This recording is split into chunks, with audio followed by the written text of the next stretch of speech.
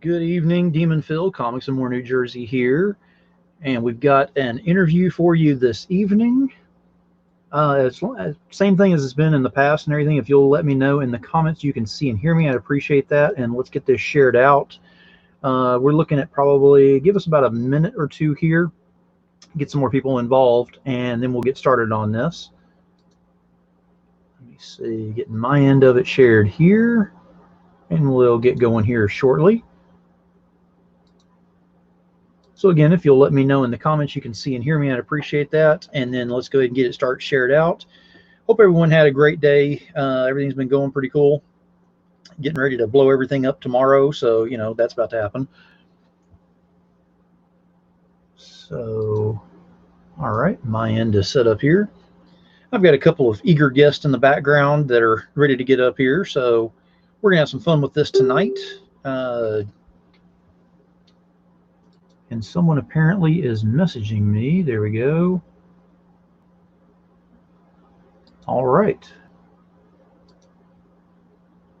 So we'll give it about another minute here and we will get started with this. Scott, what's going on, buddy? Appreciate you being here.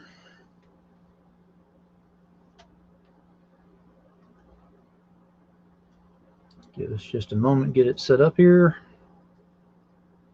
All right, let me go ahead and remove the banner and we will make this official.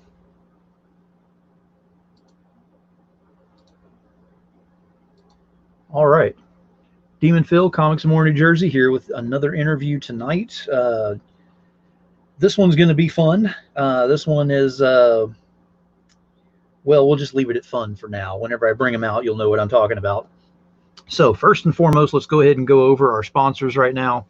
Sub-Zero Mission, first one I always bring up. That's most important as far as I'm concerned because they actually go out in their area and save lives by going ahead and giving the tools necessary, as in coats and sleeping bags, things like that, to the homeless vets that are out there. So if you don't know enough about that, definitely jump in on that. If you need to know more information, reach out to me and I'll give you any information you need. Codex Entertainment is next up. That's Luis Torres. That's literally the Demoness #4, which is on Kickstarter right now. Jump on there and get involved and be a backer on that one. You don't want to miss out on that one. 183 Degree Studio, which is Kara Nicole and Alfred Trujillo. They finished up with Confessions of a Cosplay Diva.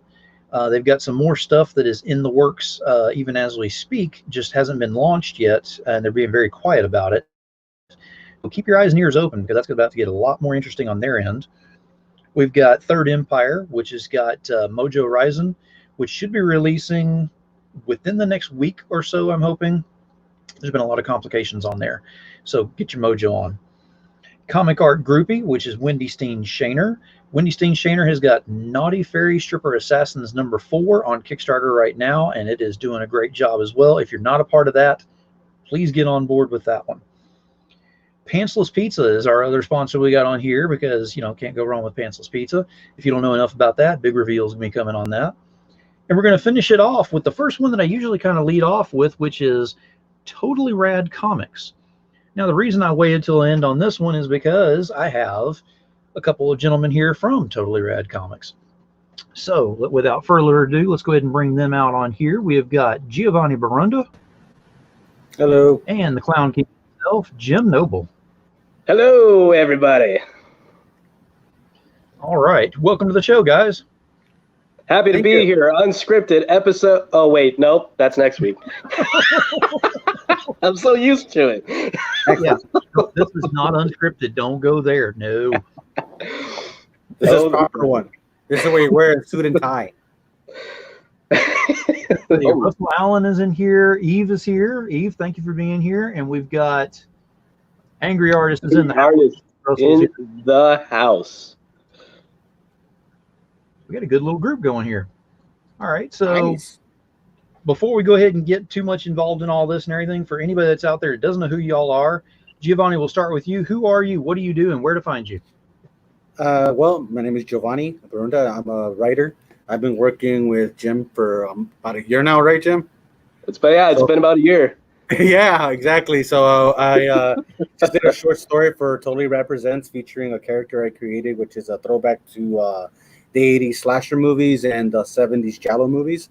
So I'm really excited about that. I'm really hearing good positive feedback about that story. So I'm excited about that. And I have one of the big stretch goals for the current Kickstarter for Violet 3 was a short story featuring my feature that I wrote, which is a really cool story that I'm really can't wait for people to check out. And I'm also a filmmaker and all around film buff and comic book reader. And you can find me on Facebook and Instagram under Giovanni B83. Cool. And what about you, Jim? Do you do anything? I do things. I drink and I do things. I am Jim E. Noble. I am the creator and owner of Totally Rad Comics. I do everything from 80s action to 80s horror to horror, Horror, not to be confused with horror, WHORE. Just want to throw it out there. Although one of my characters did used to be a whore.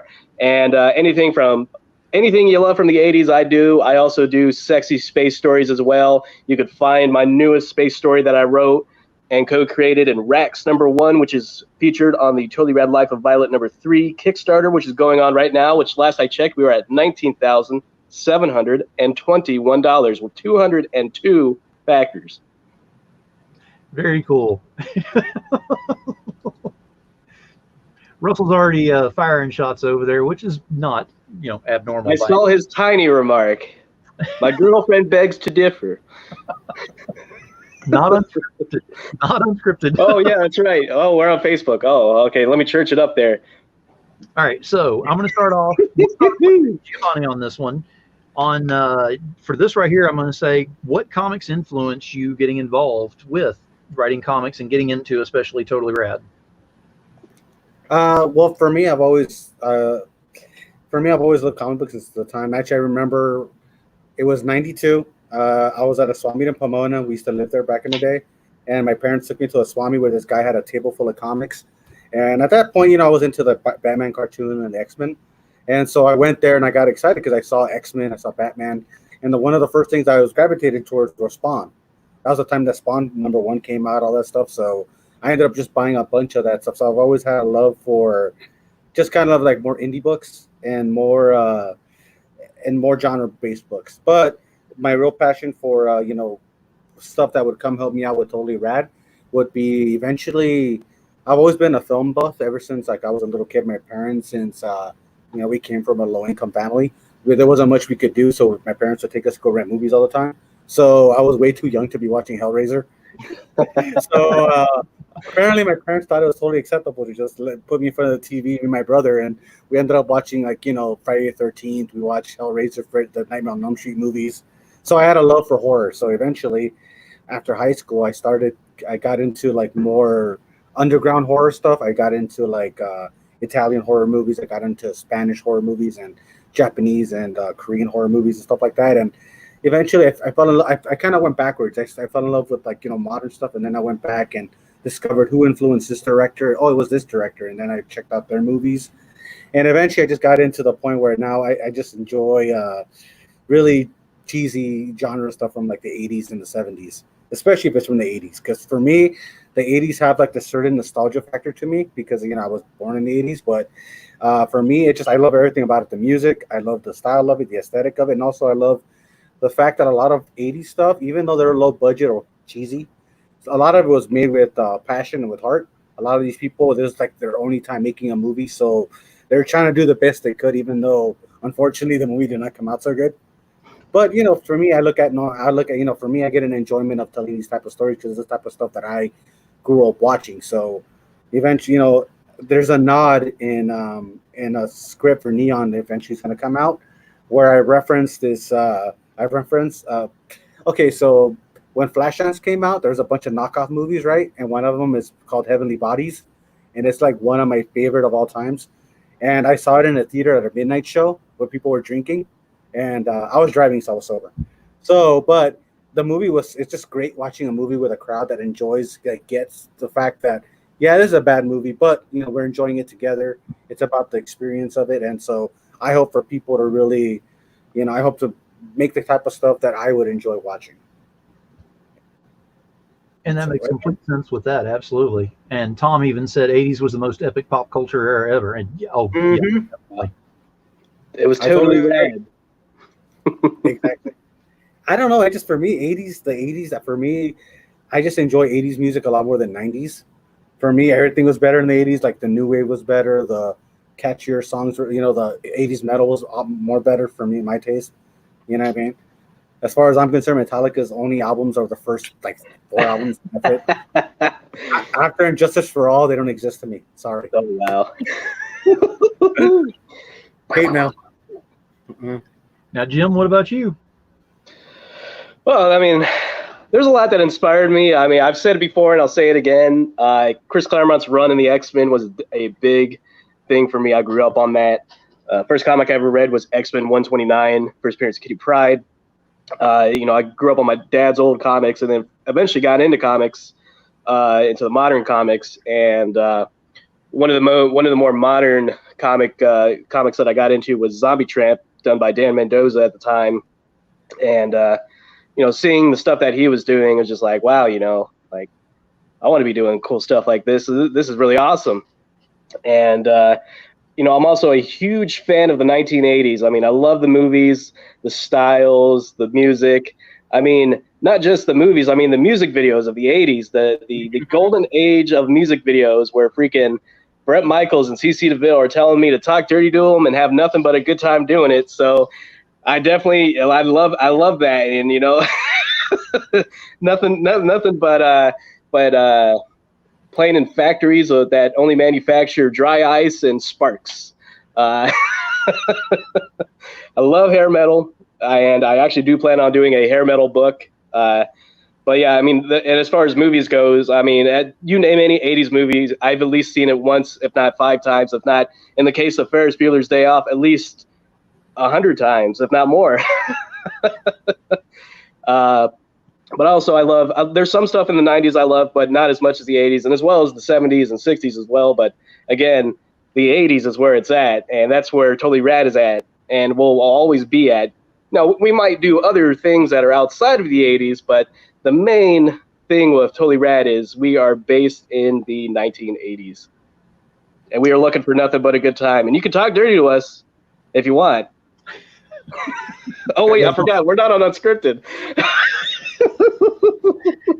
Hey, now, Jim, I'm going to ask you a question on this one because, Giovanni, I'm going to ask you the same question, but later on, because I wanted to talk about your setup on this too. So what other titles do you have besides the Totally Rad Life? I mean, what other titles do you have that you work on or that you currently have out that you can talk about? Okay, so currently what that we have out, we have Totally Rad Life of Violet, number 1 through 3 is on Kickstarter right now. We have Strange Cosmic Tales, which is my all-ages story, my first all-ages. That is currently out. It is a Bollywood homage story that is black and white, super awesome. You should totally check it out on my Totally Rad web store. I also have Roxy Feelgood's Summer Special, which is coming out this July. Well, actually, that's this month. It's coming out in 2 weeks. I also have the Topless Babes from Outer Space, which is featured in Totally Rad Comics Presents, which was my previous Kickstarter, which also featured Giovanni's Neon. And Neon the Next Victim will be one of our upcoming titles in October. There we go. He's got it all. Yeah. And then another title that we have coming out this August is the Totally Rad Adventures of Zira, which is our cave woman story. Cave woman lost in the psychedelic times of the 1980s, the concrete jungle, if you will. The neon lights. So that's coming out in August. October, we have Neon the Next Victim, number 1, as well as the Totally Rad Life of Violet, number 4. Originally, that was going to be Roxy Feelgood, number 1, but we decided why not just do it in October for issue 4 and make Roxy's number 1 in July with the Roxy Summer Special. So Roxy Summer Special is going to be a bigger story, 2 stories, the Roxy number 1 story and the Roxy Summer Special story. And I think people would really like it. It's super X-rated just for all you people under 18 out there. So when you go to my site, click I agree I am over the age of 18 and get your mom and dad's credit card, and then you can buy my book. Well, I mean, that's why I was bringing up, because you do the adult comics and everything, but you also have the all ages as well. So it kind of gives you a little bit of versatility on there. And then there's talks of expanding off of that as well and doing some more of the all ages that are involved. But you'll keep doing, of course, the adult. But it gives you something to have where you can appeal to the different people that are out there. Yes. Mm-hmm. Oh, and we also have the Totally Rad Wars. Don't want to forget that. That's our Star Wars X-rated parody featuring all the Totally Rad girls. What's up, Lewis? Welcome to the show. So in branching off of that, now I was going to go ahead and segue over to Giovanni on this one, because with Neon, that's your baby there. So you want to go ahead and tell us what you can about that one? Well, Neon for me has been a passion project. I've kind of talked about it recently on Facebook, but originally it was so after high school, I kind of wanted to be a writer. I wanted to screenwrite, and I studied it. I went to film school and stuff like that. And during this whole time, I wrote a lot, and I wrote a lot of horror spec scripts and stuff like that. And a lot of that stuff, there were some projects that I got involved with where it looked like they might happen, and then they never did. But going back, Neon was originally one of those stories that I conceived like over 10 years ago. The original premise of it, where it was inspired really by the 70s Giallo movies. And for anybody who's a big, 80s, who's a big like Italian cinema fan, those are really, think of a Brian De Palma erotic thriller. It's basically that, but the Italian way. So there are lots of murders, lots of hot chicks, really insane plot, and a mass killer with gloves and a hat. And so for me, it was my take on that. And so when I originally pitched the story to Jim, we started just talking about mutual love of 80s stuff. And then I got the idea one day of just mixing it in with the 80s slashers. And so I pitched the story as a 4-issue miniseries, this first miniseries.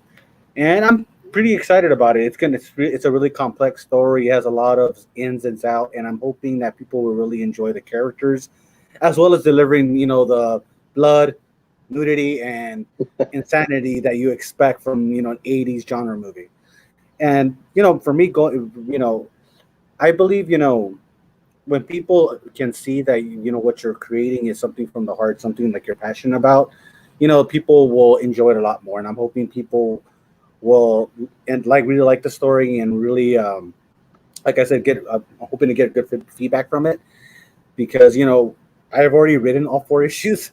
So one of the things I've done with Jim is like I bugged him a lot, because since the story is kind of complex, I wanted to have the whole thing written already, so that way I would try to catch any plot holes, because I didn't need some comic book guy telling me, "Hey, excuse me, but in issue 5 of Neon, she's clearly wearing a shirt that says this and this, but that brand was not existed in 1983.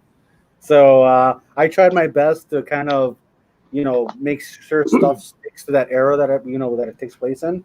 And so, and then also for the Violet fans, Violet also has a big part in that series as well. So Yep. it serves as a prequel in a kind of way to her series. And so it's kind of exciting to kind of play with Jim's character and really kind of do my own spin on it, but also stay respectful to what Jim is doing, and not in that way, Jim. Oh. What I mean? But it's just kind of, a lot of times I think as creators, we're kind of precious with, our creations, or like, oh, it's only my vision of this and this and that. And, one thing that I like about working with Jim is that he's really let me, keep the things that I want to do, write the stories I want to write it, but also, gives me, advice when I need it, or I run stuff by him and he'll let me know, okay, this is the better way. Because originally Neon had a different story. I was going to take it a different route. Halfway through it, I told Jim, I got this crazy idea. What do you think? And he was like, do it. I'm like, all right. So, I mean, if you really want like a story that's going to kind of go places you don't expect, it's all Jim's fault. Well, we expect that, so yeah. Yeah, exactly. And hopefully, like I said, hopefully I plan on hopefully writing more with for Jim and stuff like that. And there's other kind of stories I like to do. A lot of it, was 80s, because that's just the stuff that I love.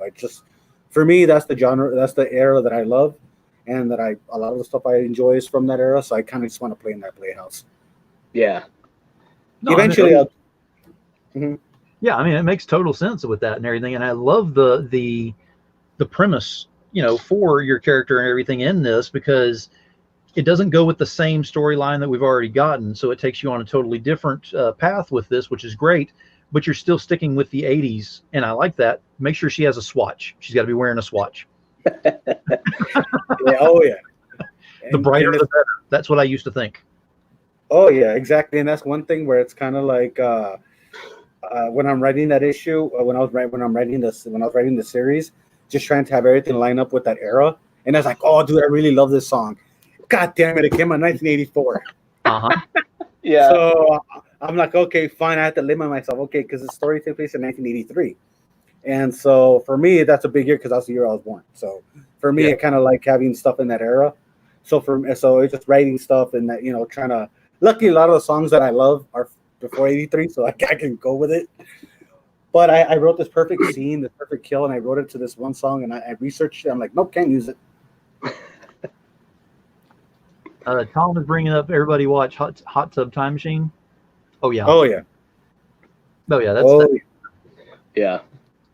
It's just it's just because I don't know. For me personally, I just think that a lot of people use the '80s nostalgia or stuff like that as a gimmick, and a lot of times you can tell like some people are just doing it just because it's a gimmick.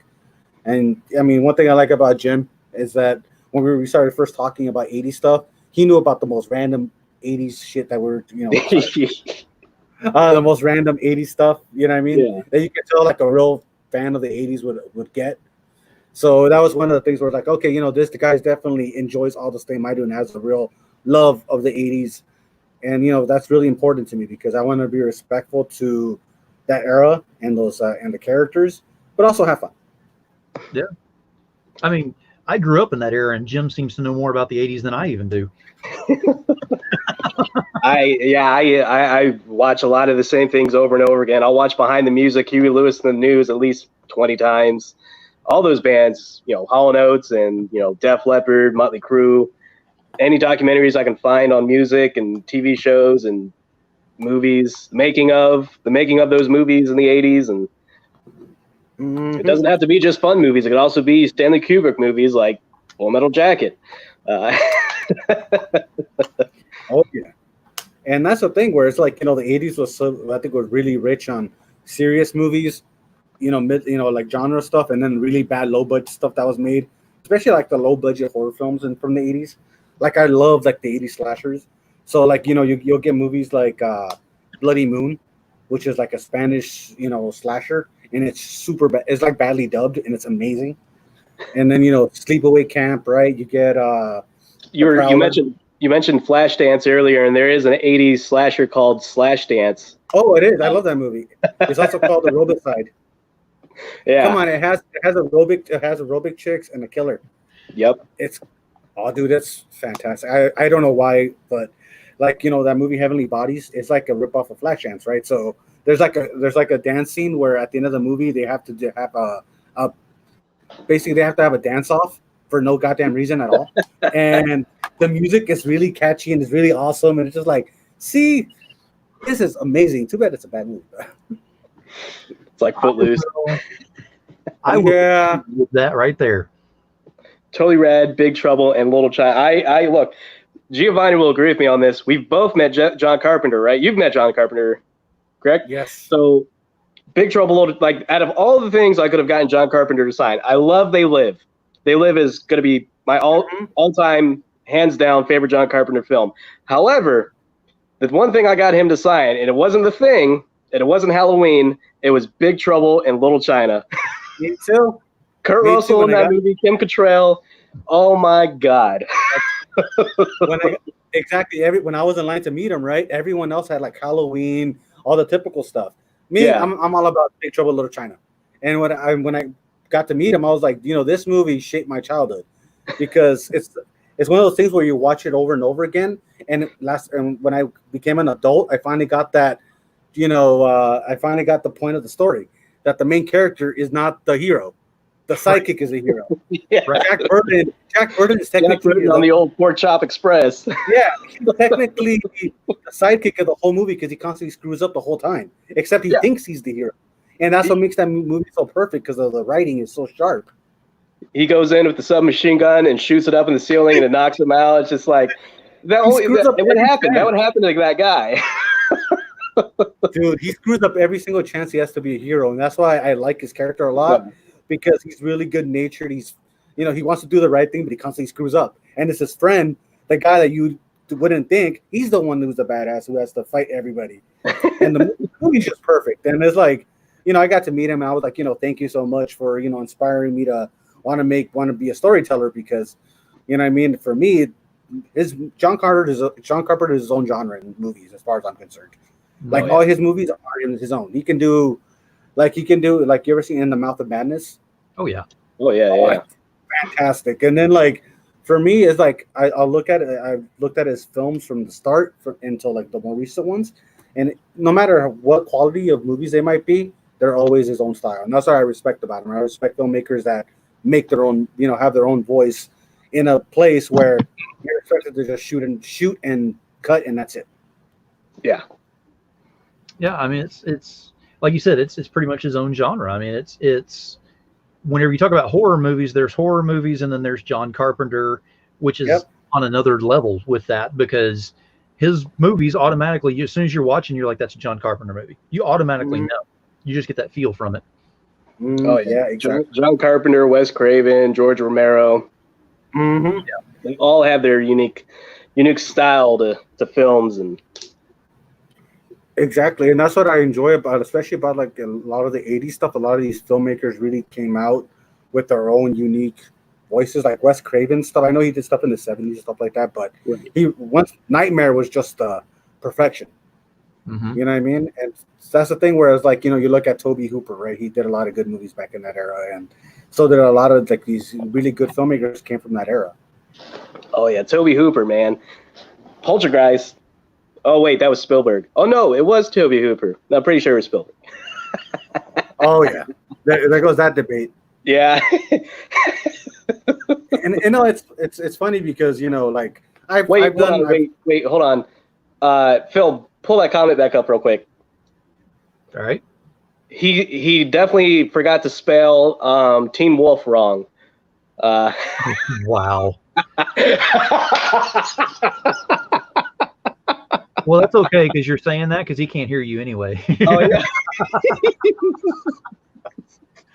And then, of course, you can't go wrong with this right here. Oh, yeah. Terminator? Oh, no. Terminators. Hell, I got to hold on a second. Actually, I got one-liners that are in there. And, the movie is structured like a slasher movie. Yeah. For the most part, it's a slasher movie. Oh, let me full screen. There you go. And I love it because the glasses actually show Roxy in there, whereas on the movie it actually has the lights in there of the open sign. Yeah. Yeah, that the first Terminator is just like it works so well, and it's like such a really minimalistic score, and it's just really good how the sequel went in a totally different direction. Yeah. But the first Terminator for me, it's just like I grew up watching that one, and like it made me a big fan of Arnold. So ever since then, like I watch any movie he comes out in. Arnold as a villain, you don't see that very often. And Terminator is probably the best film as Arnold as the bad guy. I mean, you look at all those other movies that came out. He's not a bad guy in Predator. He's not a bad guy in Twins. He's not a bad guy, and just about all the Conan the Barbarian. I mean, he's a barbarian, but he's the hero. Right. Exactly. It's because you get a good character, you get a good actor with a good, charisma and stuff like that. You can easily put him in all these types of movies. That's something I feel today's movies don't have. You don't have today's modern action stars don't have that charisma. A lot of it is now fast editing because he throws a punch and they do 5 different cuts to show you that he's a badass. Way to go, Keanu Reeves. He'll always be Bill and Ted to me. Oh yeah, I'm excited for Face the Music. That's I'm a huge Bill and Ted fan. Like ever since Bill and Ted Bogus Journey, I've always wanted Keanu Reeves to go back to that role. I was tired of seeing Keanu Reeves as the action star. Like he's in The Bus That Never Slows Down. He's in the surfing movie. He's in the movie where he's a computer generated. He's like the #1 computer program. That's Yes. a good movie, man. That's a really good movie. Last Action Hero. Directed by John McTiernan and co-written by Shane Black. Shane Black. Yep. Hey, Allison, welcome. Just stopping by. Enjoy the show. You should watch the whole thing, Allison. Well, that depends. I mean, well, it's not unscripted, so we should be okay. Yeah. I mean, I'm not throwing out around. I can't even say what I'm throwing around. So yeah, we're good. No, don't do that. Well, I mean, we talked about the 80s, the movies, stuff like that and everything. I had something else that was written down here. Let me see if I can find it. I am so sorry. My nose is so red today. I don't know what happened. Oh, yeah. I want to talk about it's right on the tip of my nose. I can't think of what it is. I'm assuming it has something to do with Roxy Feelgood. There's something about clowns, Kickstarter, something that's going on. Totally Rad Life of Violet #3, maybe? 3. Yeah. So let's talk about that. What's going on with the Kickstarter? So what are you offering? Where's your standings on that? What do you have coming up with it? What's going on? Now, last I counted, now bear with me. I never graduated high school. So last I counted, there's over 42 Totally Rad Life of Violent variants to choose from on that Kickstarter. And I believe there's about 20 Rax #1 covers to choose from. And there's about to be 6 more that are going to be uploaded later this weekend. And I mean, I have so many different artists. You got Ryan Kincaid, you got Piper Rudick, you got Wendy Shaner, you got Steph Wilson and Carrie Ann, you got, Pablo Romero, Trevor Grace. I mean, the list goes on. I got so many artists for you to choose from. If you like one artist, you like another, you like all the artists, you can get all the artists' the covers that you want. You could pick out any cover you want, and for between $15 to $25, that cover is yours. And we are offering. We've unlocked the extra story in Violet #3. We've unlocked multiple stickers, holographic stickers, regular stickers, magnets, mini prints, all that free to any backer that backs this Kickstarter right now. We are currently at 202. And if you back by this weekend, we are now announcing a 200 backer stretch goal as well this weekend. And I'm going to be a little lenient, and any backer that's backed as of Sunday at midnight will get the 200 backer stretch goal as well. Now, I have got your project is actually on the ticker down low right now, but it is also attached to both feeds, whether it's on Facebook or YouTube. So you can go over there and click on that and go directly to it. So if you're not a part of this, jump on it. And hopefully I got that. I'm trying to shoot from the hip on this one. I hope I hit that one on the nose. And there is a Sexy Clown free sticker that you'll get. Hey, Roxy Feelgood, where she's popping her boob out. I was going to say, I have a sticker because I don't pop boobs out very often. Anyway. I gotta get one of those noses. I mean, it would fit me well. I am the clown, the king of the clowns, the sexy clowns, not these scary clowns. I do beautiful clown stories and not the stories that make people afraid of clowns. I don't do those types of stories. I make the stories that make you love clowns. I turn your fears into fantasies. That's my goal at Totally Rad Comics. Yeah. See, over here on my show, this turns fantasies into fears whenever I wear this. So let me go ahead and take that one. When they make a biofilm on Jim, it'll be called Beautiful Clown Mind. There we go. I love it. I love it. I'll buy that for $1. I want to know who they're going to get to play you and who they're going to get to play me. I think they should. Well, I can't think of any actor today that I like. It would have to be an 80s actor, actually. I think Jesse McCarthy or maybe. What am I thinking? Either Christian Slater or why can't I say his name? Oh, God damn it. He's in some of my favorite movies too. Shit. Guy with the glasses and the hair.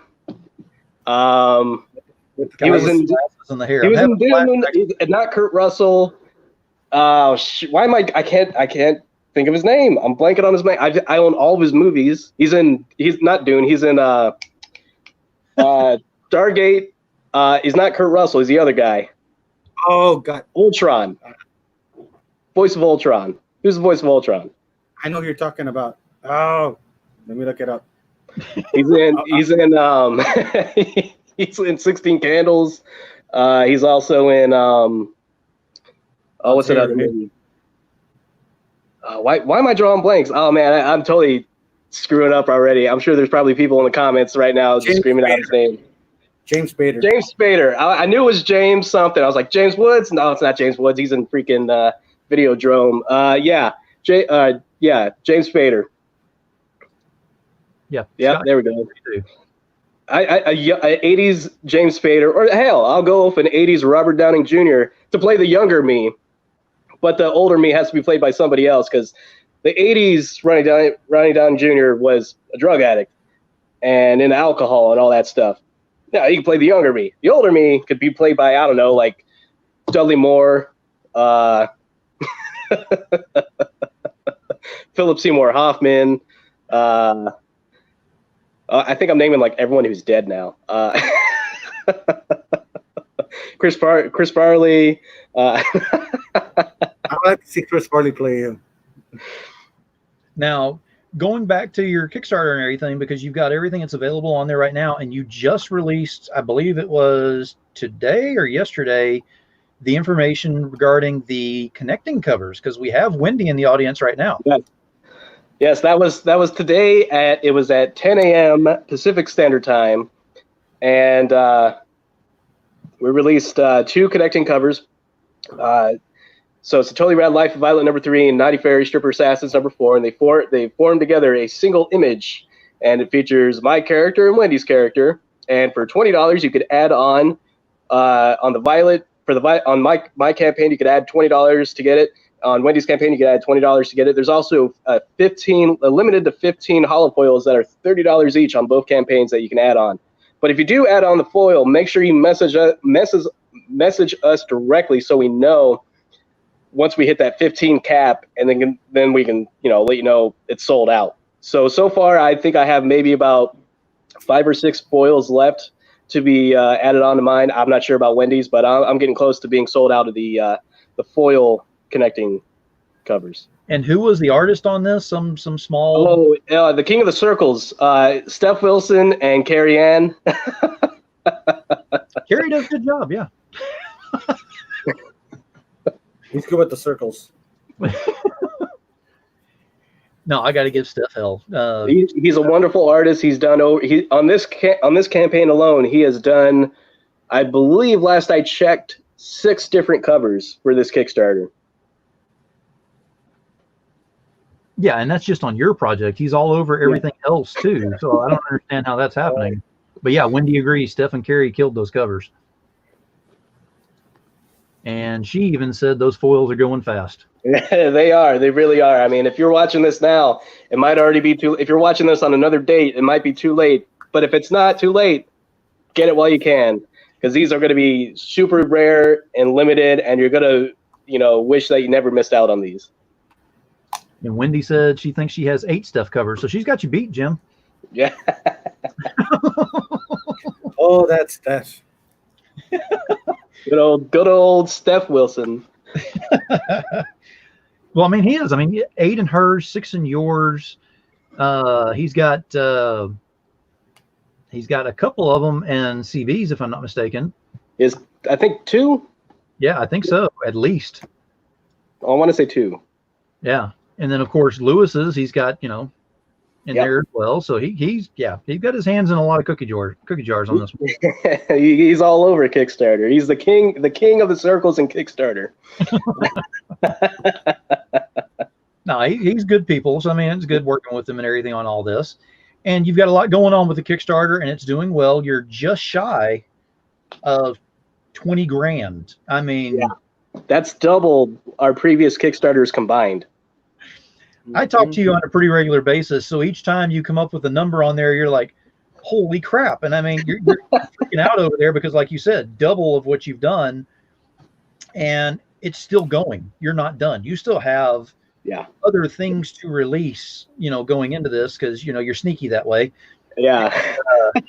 There'll be more people that'll be joining on. Plus, you got that 48-hour pop at the end and all. So you've got a lot of things going with there, but you've got a lot going with it that's giving you a good forward momentum. So what is your main, like, if you had a chance to go ahead and do your sales pitch right now, if my show was able to reach, 1,000 people or so, if you were to do your sales pitch right now to go ahead and get those that aren't, they have no knowledge of it or anything, give us your sales pitch. I'm gonna give you full screen to do this too. Okay. Oh man, put me on the spot here. All right, I love it. So, if you love anything about the '80s and you're an adult, I'm hoping you're an adult when you see this.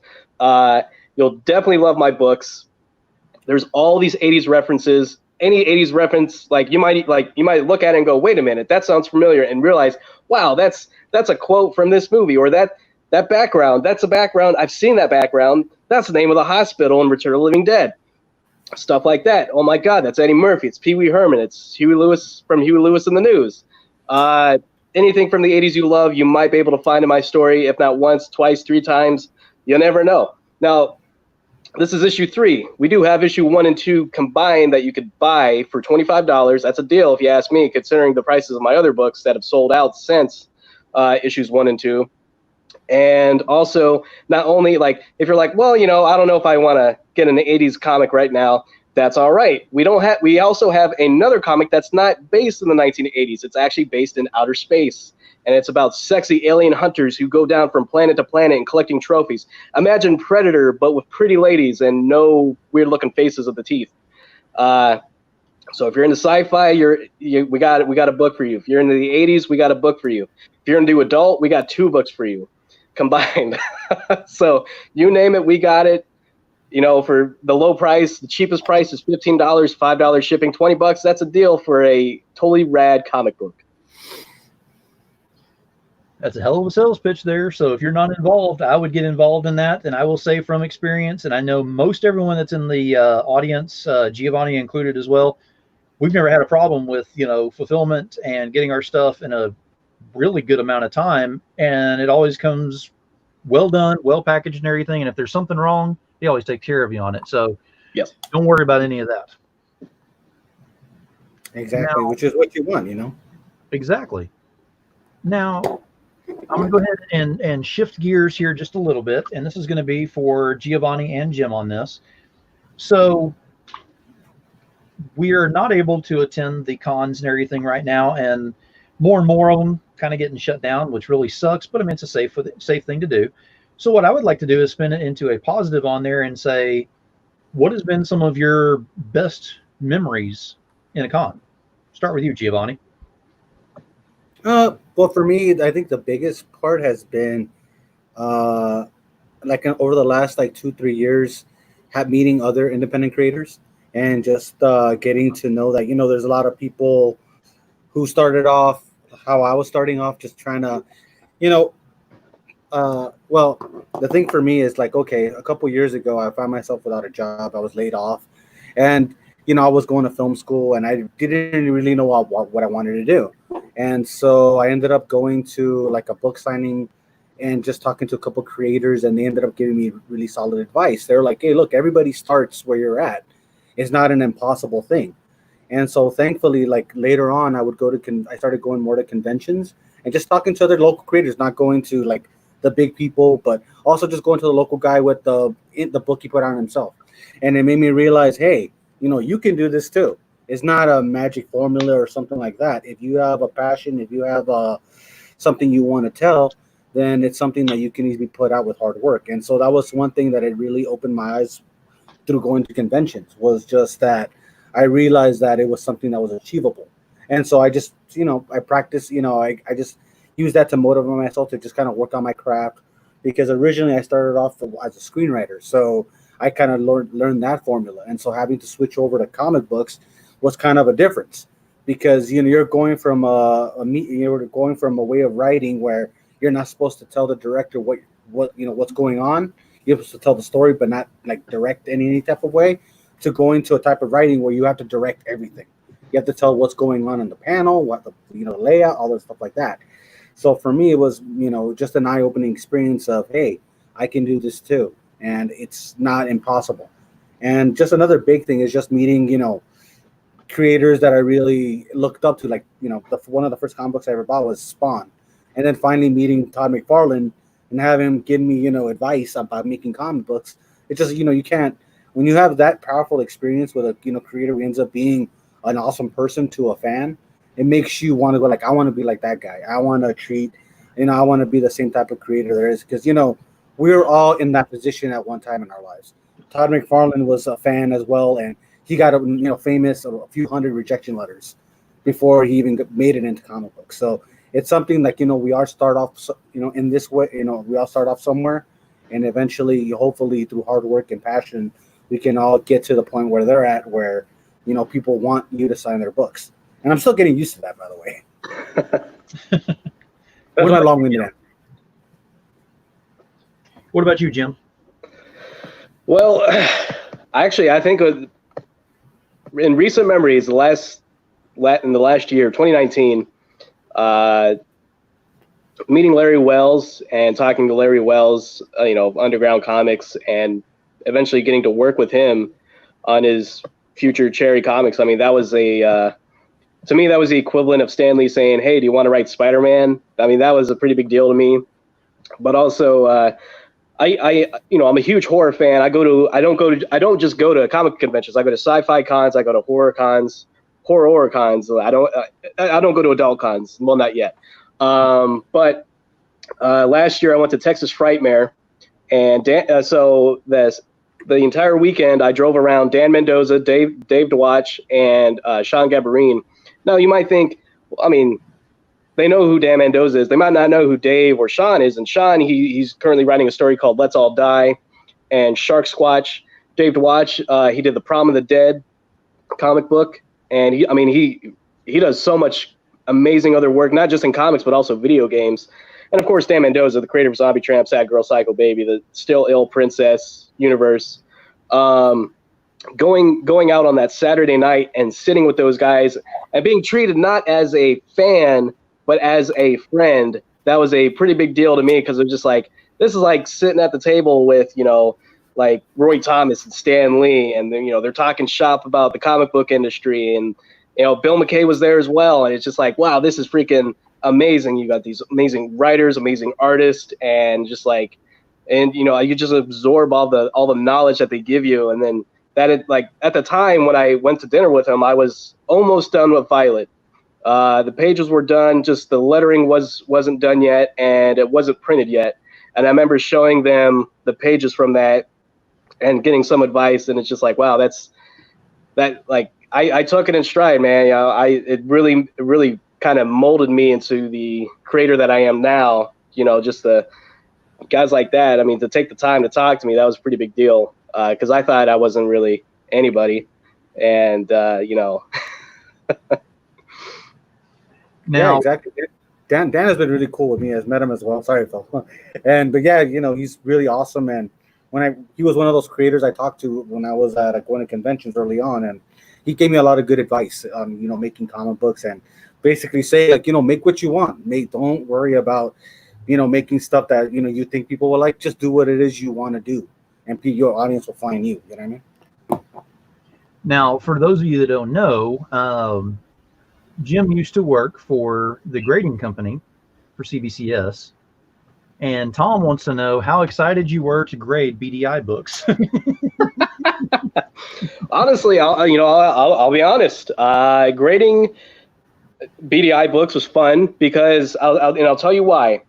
When I worked at CBCS for 5 years, I was known as the guy who would do all the independent books, but not just the independent books, the booby books.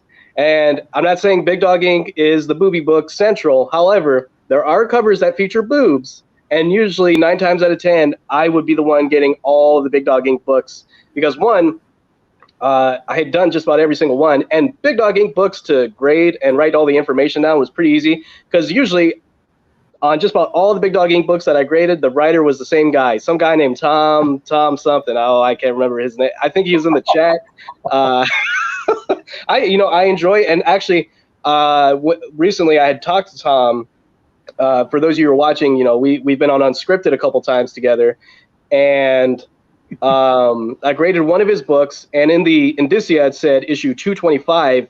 And when I was grading at CBCS, I remember grading that book and handing it off to the other grader, and they were asking me, they're like, "Why does it say 225? I'm pretty sure there's not 224 issues." I was like, "I don't know. That's what the indicia says, so that's what we got to put. It's not a number one issue." And I didn't know what the deal with it was until like last weekend. I asked Tom, I was like, "Hey, what's the deal with that?" And he told me, and I was like, "That makes a lot of sense. I never knew that." But it makes you think outside of the box. So it's not just your normal, slap it into a slab and put some lettering up there that says what it is, whatever. Right. You actually have to kind of think about it a little bit. And it's not just necessarily for the grader. We're talking about for the owner of it. So whenever you get it back and it says 225, you're kind of like, okay, what's going on here? Because you really want to know what's happening with this. Right. And that also shows you that, for CBCS, we don't just throw bodies at books and get them slabbed. Like, I would take the time and learn about all these independent books. You could ask Chuck Pinot, his book that he just released that no one knew who Chuck Pinot was. And I literally graded and put the first appearance of his character on the label. And I met him like 2 weeks later, and he was like, "I'm surprised you even put that." It's like, I love indie comics, and it's literally my job to grade these books, but also to put information on the label, because the label is what sells these books. And it's what people want to see. Is they don't want to see a blank space. They want to see the first appearance. They want to see, oh, Superman's in a Batman comic book. Oh, Spider-Girl's in a Spider-Man book. That's what they want to see. And that's what I did for 5 years. Well, I've actually got quite a few of the BDI books of my own that I need to get slabbed once I get settled in. So, well, luckily I won't be grading them. This is very true. This is very true. No, I'm not saying that in a bad way. I'm just saying, like, those days are behind me. I know what you mean. No, that's cool. I mean, it's that's kind of brings me into my next thing on here, because we kind of mentioned about the indies and all. So, and this is not a big two bashing moment, so I want to go ahead and just put that out there right now, because too many people get involved in this kind of discussion and automatically it becomes bashing. I don't want to go negative on this. I just want to go with the positive. So the positive being, how much of an impact do each of you actually see indies making after all has been said and done over the past few months? And we'll start with you, Giovanni, on this one, because I just want to know how much you're seeing on your end, because everyone has a different perspective on things, and I just want to know what you're seeing. For me, what I'm noticing just is like, when this whole thing started, I think a lot of people were really fearful about, like, oh, wow, people are not going to want to support Kickstarters and stuff like that. But I mean, if one thing I've learned definitely, and I think I've talked about this with Jim a lot, is that, a lot of people are using this as an opportunity to put out books, and there are people buying them. That's the thing. I think there's a lot more people supporting indie comics, because right now they're not getting their books from Marvel. They're not getting it from DC, because I think a lot of people are so used to, you're taught that you should only read Marvel and DC and that's it. And, I read a lot of Marvel and I read DC more, but I do read Marvel as well. I grew up reading Marvel, you know what I mean? But one thing is also, those aren't just the only books out there. There are other indie books out there. There are other creators out there doing their own things. And one thing I like about what's going on right now with this time, it seems like people just are craving for more, I guess, independent, more creator-driven books, as opposed to just something thrown together that was a screenplay, and now they just threw it out there as a comic book without caring about it, And that's the one positive thing I'm seeing right now, is just that. And I think Tom was talking about that on Facebook, about how indie books right now, that's where things are looking up right now, especially for people that are saying that comic books are dying. It's like, yeah, because you're looking at the wrong places. I think indies are really starting to pick up a lot of that slack, and I think you're looking at a lot of new creators, a lot of independent voices coming out, from this. I hope is a second, is a new wave of creators coming out. You know what I mean? I agree with you on that one. I mean, it makes complete sense, because with everything that's been going on, in the outside world and everything, and it's changed a lot of things. So there is no going back to, hey, let's go back to normal. Anybody who says that needs to be smacked in the back of the head. Sorry, it needs to happen every single time. And I'm throwing it out there, and if I'm offending anybody, well, smack on the back of the head for that one too. So sorry.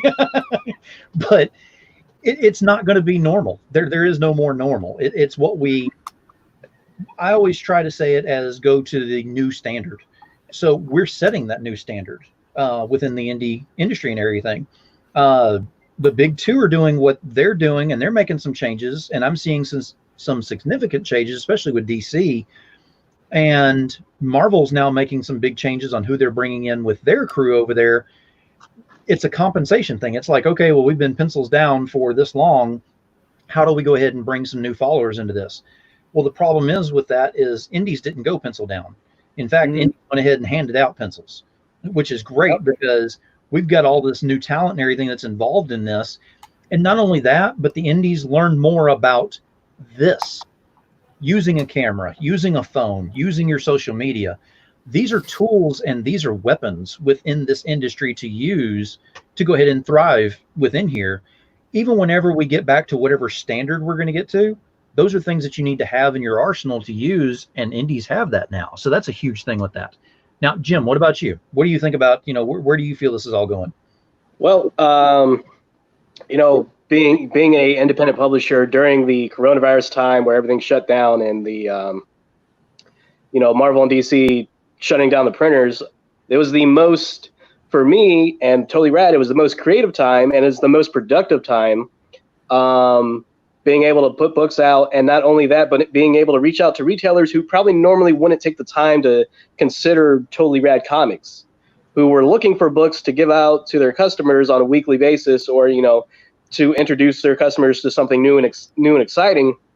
So it was a very big opportunity, and it's a growing opportunity, especially when all these mom and pop comic book shops and these comic book shops that have been around and now their way of life, was affected. And now they're saying, wait a minute, what's this Kickstarter thing? Wow, Kickstarter. There's all these independent comic books that are out there. It's like, well, I need to reach out to these independent guys and get these books into my shop. There's some, of course, there's always going to be the some that go, I don't know what Kickstarter is. I don't care to look into it. But then there's these open-minded comic book shop owners who are realizing, wait a minute, Kickstarter, like this guy made over $100,000. I don't know who Brian Pulido is, but I'd love to have his books in my comic book shop. Now, I'm not saying comic book shops don't know who Brian Pulido is. I'm sure every comic book shop know who he is at this point. If they don't, then now they do, because they looked into Kickstarter and they see these big money makers on these independent comic books. Mm-hmm.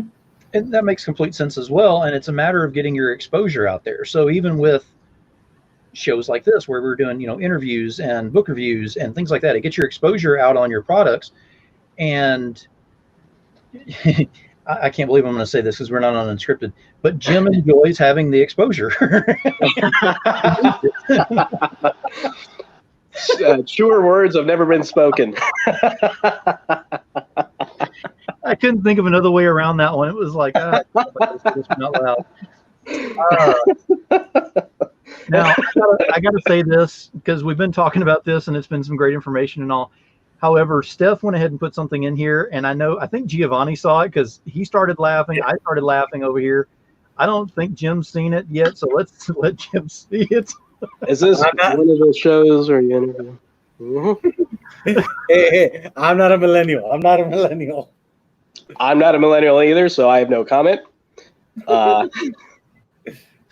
I'm sorry, I had to, because I saw Giovanni's face and I knew he had seen the comment, but you were the only one who hadn't seen it because I'm over here dying. And I'm trying to be professional and listen to you and everything, but it was, well played, Steph. Very well played. So in kind of going with what we've talked about, with what's happening in the indies and everything and what's going to be brought out of this and everything, what's in the future for Totally Rad? What's in the future for Giovanni? Giovanni, we'll start with you. What's in the future? We know you've got Neon coming out.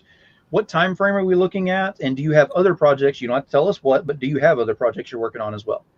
Neon should be coming up. I talked about it with Jim earlier today, so I think October, right? Yeah. Perfect time for Halloween. And if you really like, a killer, a sexy chick serial killer, and also like a nice mind-tripping, erotic thriller, then you'll enjoy this one. I do have a book that that is coming out that I wrote. It was published through Kickstarter in May of last year. It's called Primal the Jungle Warrior, and I wrote issue 5. That's actually being finished up right now with the penciling and the coloring and all that stuff. It looks fantastic, and yeah, that should be coming out soon. All the backers who got that book should be getting that out soon. So I'm excited for people to read it and check it out. And yeah, right now I'm just mainly focusing on Neon right now, trying to get those scripts as tight as possible. No, Jim. So I'm trying to get them as as I'm trying to work through them as best as I can and make sure that they're and hopefully I'll have more from Totally Rad coming out soon. Yeah. Cool. Jim, what about you? What's going on with Totally Rad? What's the future? Woo! All right, so we got Totally Rad Life of Violet number 3 / Rax number 1 that's on Kickstarter right now. We got 12 days to go. We are at $19,721, 202 backers, currently on Kickstarter, 12 days to go. Also, on the day after the Kickstarter, Roxy Feelgood's summer specials coming out. It's available for pre-order on my web store right now at TotallyRadComics.BigCartel.com. There's covers by Bill McKay. My mind went blank. Bill McKay, Steph Wilson, Carrie Ann. There's tons of variants that are available currently. Axebone. Oh yes, Eve, as you know, is also on there. I can't say Eve's name, so I just know her as Eve. I don't want to mess up her name. And also in August, we have the Totally Rad Adventures of Zira that's coming out. The pre-orders for that will be coming out soon. Dexina is another one of the cover artists for Roxy Feelgood's summer special, and also one of the cover artists for Totally Rad Adventures of Zira, as well as Wendy Shaner, who also did a cover for that Totally Rad Adventures story that's coming out in August. October, we have another Kickstarter that comes out. God forbidding anything happens between now and then of COVID Part 2. We have Neon the Next Victim number 1. We have Totally Rad Life of Violet number 4. And then 2021, the only confirmed comic book that I have coming out that's officially coming out in 2021 will be the Neon Strikes Back, the X-rated Star Wars parody that will be coming out on May the 4th, 2021.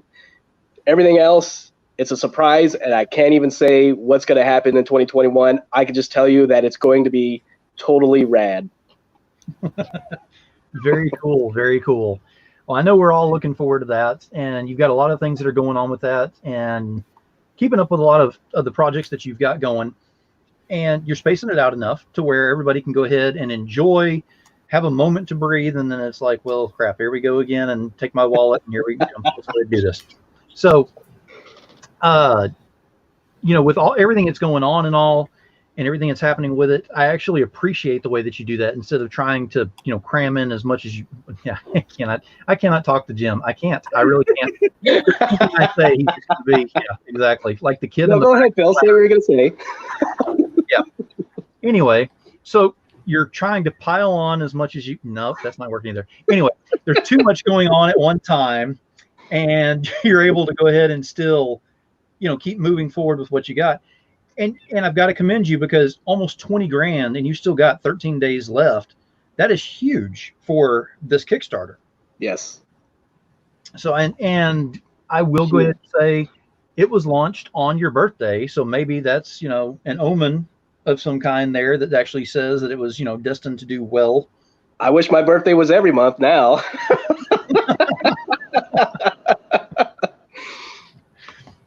No, but that's very cool. So I'm looking forward to seeing how it's going to pan out. And then, of course, you got the cross promotions that are available on there as well. Yes. Oh, let me mention the cross promotions. So yep.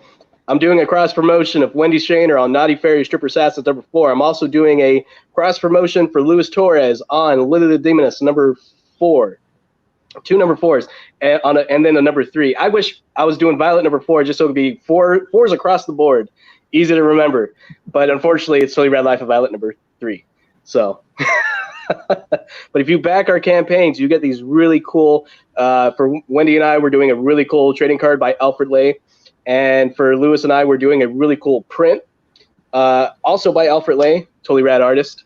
And also the cover art for the artwork for that print that we're doing with Lewis and I are doing, that is going to be a We're doing a crossover comic. It's not a crossover story. It's going to be the Totally Rad Life of Violet #1 and Lily the Demoness #1 combined in one issue with that cover. That will be available on the Totally Rad web store in the next few weeks. We haven't decided what date we're going to release it at, but it is coming soon. Very nice. Now, is that going to be a Steph Wilson cover, I'm assuming? No, it's the Alfred Lay art that for the artwork for the free print that you get for backing both our campaigns. We're using that artwork on the cover as well. Oh, very cool. Okay, that is very cool. Very nice. All right. Well, hey, we've had a great time. We've learned a lot about the project and everything that's going on in all the 80s, the movies, and having some fun with some music and whatnot. Woo! So, before we go too far into the unscripted world on all this and get ourselves in trouble, we're going to go ahead and shut it off for the evening right now. But let's go ahead and start with Giovanni. If you'll go ahead and tell us where we can find you and all that good stuff, and we will go ahead and start shutting it down. No problem. Yeah, I'm on Instagram mainly, so it's Giovanni B83. I'm on Facebook under just my name, Giovanni Borunda. And you can mainly find me there. I do have a link to a website where I have my short films and stuff like that. But yeah, that's mainly where you can find me at. And Clown, how about you?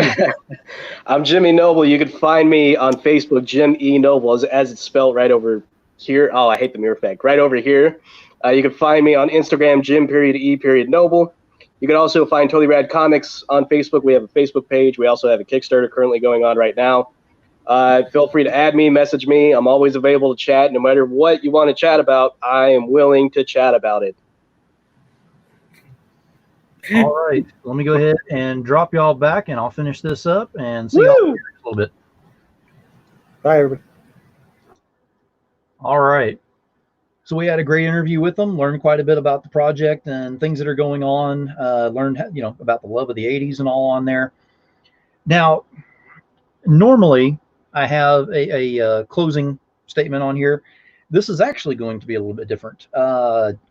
I got a lot going on in personal life and whatnot and everything right now. So I'm just going to let you know kind of the schedule of what's going on. So I'm not having unscripted tomorrow night, 4th of July.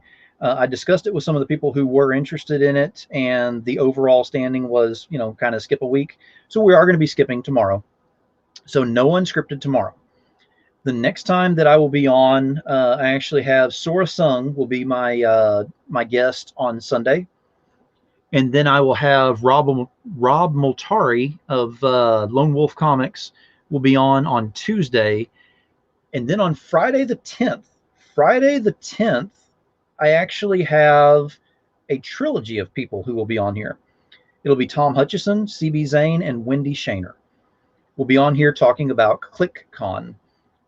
We've got some information that was released just this past Wednesday. And then as I understand it, we've got a couple of reveals that they're going to be doing as well that they wanted to do on my show, which is great. So we're going to be looking forward to that. And then on Saturday, of course, after that, we're going to be having unscripted. Now, for Friday and Saturday, I'm just letting you know that there is I'm going to kind of give a shout out here. IndieCon is going to have we're going to be producing this under their banner. I'll still be doing it on my show, my channels, and all that kind of stuff, but they're also going to be showing it on theirs as well. So we'll be getting a lot more viewers off of this. So the show on the 10th with ClickCon representatives, that'll be under that banner. Also, and I don't know how well this is going to work out and how good of an idea this is, Unscripted is going to be under that banner as well, which is going to get a lot more viewers. And just letting you know, I thought we had a full panel for the next Unscripted. That has now changed because StreamYard is now allowing up to 10 seats to be in here. So if you thought it was mayhem and mass hysteria before, it's about to get a lot more fun. So if you're interested in that, hit me up and we will figure something up. Until then, y'all already know. Keep it indie, y'all. And thank y'all for being here.